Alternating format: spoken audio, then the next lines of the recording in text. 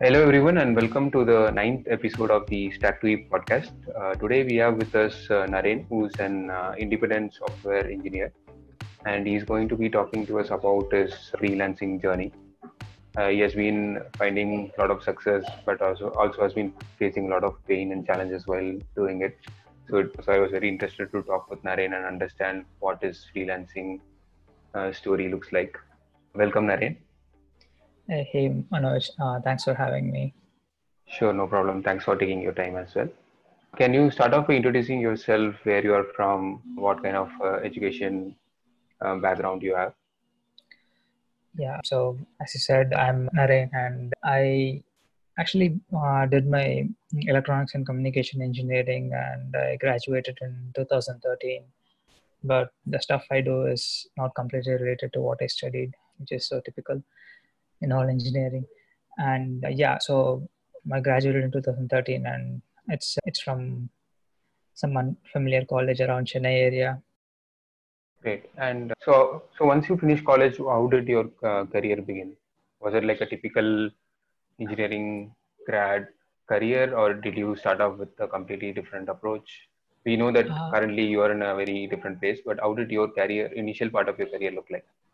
Initial part looked like one thing I wanted to do is I didn't want to get into my campus interviews because it wasn't that great and it's like going along with the herd and trying to compete with your peers. It was like I didn't feel comfortable with that. Wanted to take a different path, not to go into corporates, and I just wanted to explore startups. So I actually was looking out for opportunities outside the college campus interviews, and I got one through some reference. It was an embedded engineer position in an electronics startup. So I was dealing with a lot of electronics devices and programming firmware using C. And how long were you on this career path, and at what point or how many years into your career did you choose that, hey, maybe I should start some independent consulting work or a freelancing work? What point and what triggered the thought towards freelancing? So actually, I was after my initial phase where I was mostly into electronics. Then I switched to software, and I went into backend engineering. And there I was as usual. I was going for a day job, and around 2018, I was like I wanted to. After working with several startups, I wanted to work on different projects and try out different things because if I go join another company, mostly I'll be in the same tech stack, and after a while, things they tend to get boring sometimes. So I want to try out different stacks. So that was my primary trigger to get into consulting. So the biggest thing that I always find difficult when I think about freelancing, not that I've given a lot of thought to it, but how do you go about finding projects and clients? Like you even mentioned, sometimes it gets boring, and you could also end up doing something similar. So how do you go about being selective? How do you go about making sure you find the right project and the right clients and the right work for you, right? So could you talk a bit about that? Sure. So initially, when I wanted to do that, I didn't jump into freelancing right away. I worked with a startup. It's kind of a consulting agency, and they put me in the projects, and they have their own sales team. So I was consulting with another company based out of the US. So I was working remotely, and that's where I learned how to care for your clients and how to craft your software with care, because it's kind of different by I mean it's I would say that it is a bit different when you work with an employer and when you work as a independent person in a different consulting in a different team, right? So there even though I had this safety net of a consulting agency or a company consulting company backing me up, a monthly fixed income, which is a good safety net, I learned a lot. I kind of had some failures there, and I also learned a lot on how to deal with clients. And then once I came out of that project, I started going independent. So the first thing which I did was mostly just cold call people I knew, and I just told them that, hey, I came out of my day job and I'm looking for some freelancing or consulting opportunities. So you talk a bit into detail about is it just through connections or are there? I know that there are some freelancing or independent Yeah, software developers. There are some websites and other platforms also, or is it like a mixture of both? Trying to start some base and then keep building the network and then use the network as you go. it's like both. So actually, if you have an existing network, you should try to use that, and then you start building a new network as a freelancer. So if you're a software engineer or in any field working with some company, people know you as just an employee, right? So even your friends at other companies know you as just an employee. So when they hear that there is a project coming up, they won't refer you because they already knew that you are with the company, and you have a day job. So once you want to start into freelancing, you just first need to give a update to everyone you know that you are available to take up contracts and freelance gigs. And then after that, you can start building slowly by reaching out to other freelancers and how they are taking leads. And there are job portals and there are freelance portals, but it's kind of too crowded, and you'll be competing with a huge amount of people who are ready to do the similar work for a very cheap rate, and most likely it will burn you out. So it's better to start with existing network and build on top of that. And so as you began your and started continuing down your independent developer path, right? So looking back on the last year and a half or 2 years, right? So what do you think was your biggest success and biggest failure in this journey? Well, to be honest, it's been just 8 months being totally independent, so it's a very short time to comment on my success and failures because I'm still figuring things out. But the things I've learned so far is success is first, I didn't expect that I will get some clients, but going to conferences and meeting people and building my network, that helped me a lot, because when I just started cold calling people and saying that I am looking for opportunities like this and I'm available for freelancing, I just got a lot of projects. That was really unexpected. And the difficult part was like choosing the right project and talking with the clients. And one more specific success is I convinced a client who gave me an offer while I was looking out for a day job that they should be paying me hourly, and that hourly rate is like 2 to 3x more than the salary they quoted a long time back when they tried to hire me. Yeah, that's interesting. Yeah. So especially for freelancers who are going down this path in India, right? What are the challenges that we face here in India? Challenges is like here in India, I'm not sure how independent consultants are hired by the companies. I don't, even if they get hired, they you will be doing a fixed build project. In software, fixed bid project almost never works unless the requirements are frozen, and you always know that requirements always change. So the biggest challenge is getting people to accept your rates as well as the value you provide. Even it took a while for me with one of my clients where I had to work with them for a very normal rates, very average rates, and then once they saw my value and they wanted me back, so I quoted them my new price, and they were okay with that. So it takes a while in India, but the thing is, you should try to use your existing success. So if you have some good reference, or if you have some good benchmarks in your existing your previous day job, you should tell them that and make them relate the value you provide to whatever they're doing.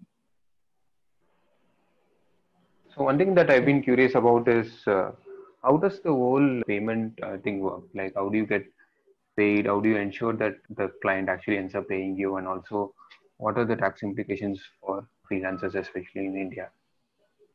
uh, so the payment is mostly I work on hourly basis. So I will be working with the client, and I'll be recording my effort and I'll be filling up my timesheet. Personally, I use the Toggle time tracker for that, and by end of the month, I get the report out of it, and I will raise and send an invoice to the client. So about getting paid, you should make sure that almost every freelancer signs a contract with the client, unless you know that person very well, it's your friend. But whenever you're signing the contract, you have to make sure there is a due date for your invoice, and make sure the client is agreeing with you to pay the invoices in that due date. Usually it will be like 15 to 20 days, and there should be also a clause in invoice saying that if the client fails to pay within the due date, then you have rights to stop your work. So if that's not there, I would recommend you to go through the contract agreement and make sure you amend such clauses, which is in favor of you as well as the client.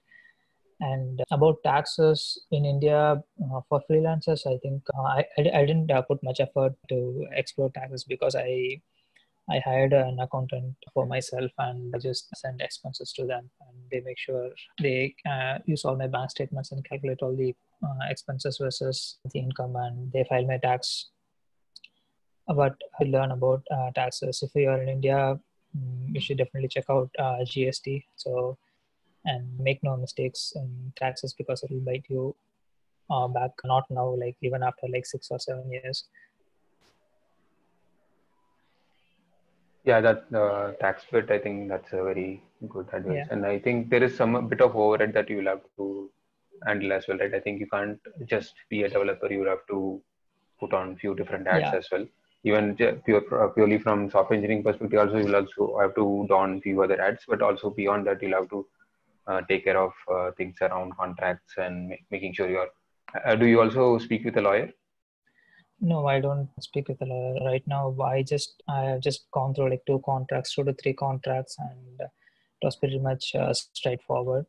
So I didn't have any purpose to talk with a lawyer, and my taxes are mostly taken care of by my accountant. A question about how you handle it personally. Do you like continue working throughout the year, or do you take it like 6 months at a time and then take some time off? So how does your schedule look like?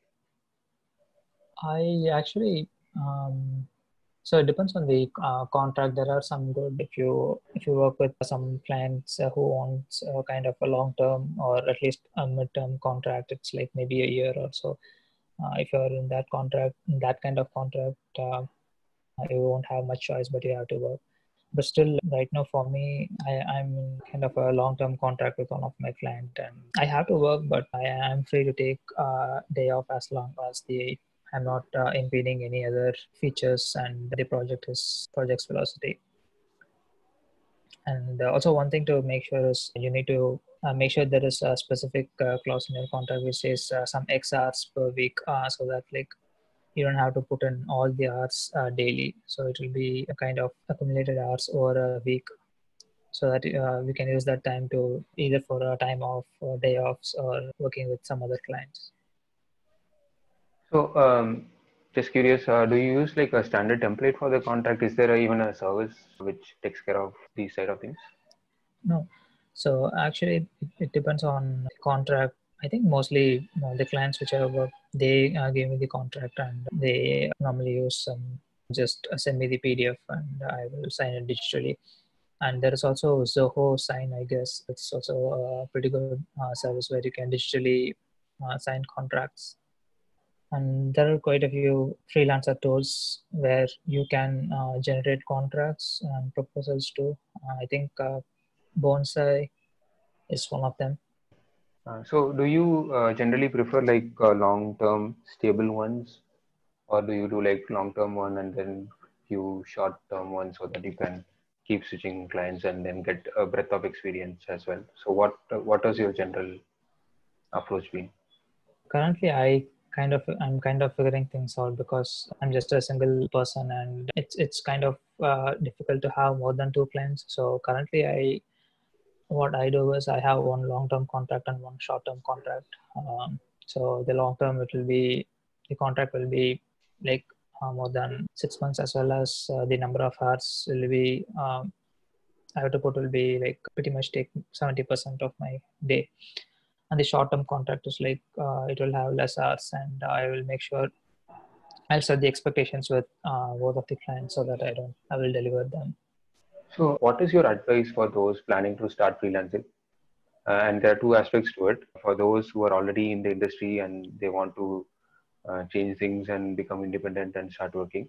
And the other aspect is it even advisable for new grads to even think about freelancing, given that they might not have a portfolio, they might also not have a network, especially in current situation, if say someone is finding it very difficult to find jobs, is it even advisable for new college grads to even think about freelancing or going independent at this time? So actually, yeah, these are like totally two different things. As a college grad, you can come out of the college and you can try out freelancing, but mostly people won't take you seriously because they always look for your previous experience and how you have dealt with different projects. But still, I have done that actually. When I came out of college, I have done, I won't call that like freelancing. I just helped out people on building projects. I mean, it's like ad hoc one time thing.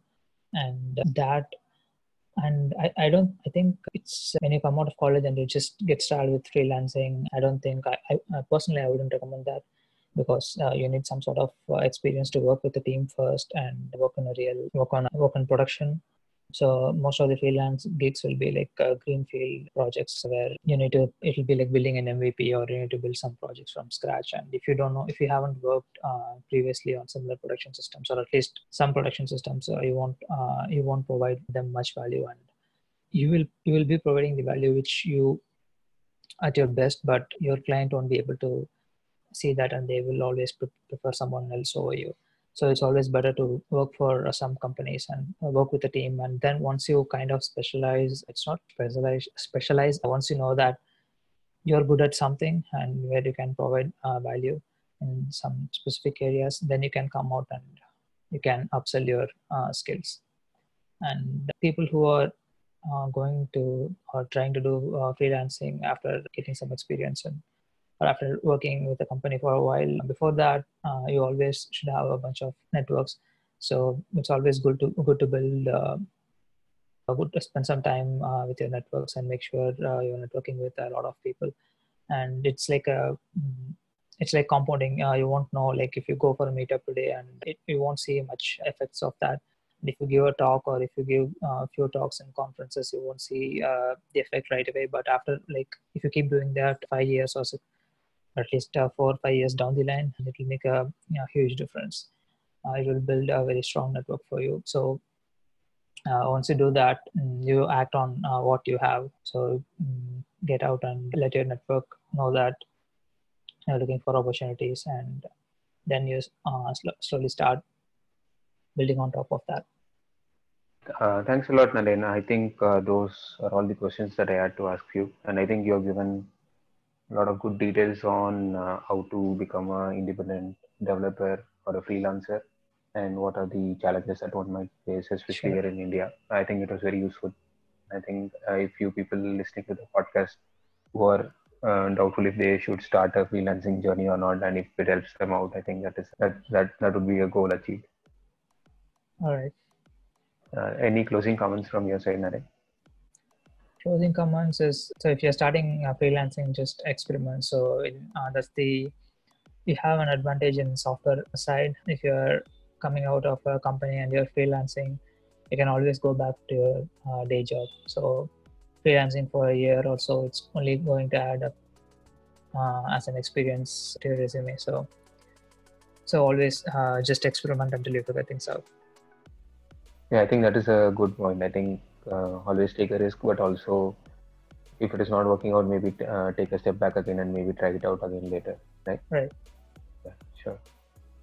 Thanks a lot, Naren, and thanks for taking the time to Sure. come and talk with me on this podcast. All right. Thank you. Thank you so much for See you. having me. Bye. See you.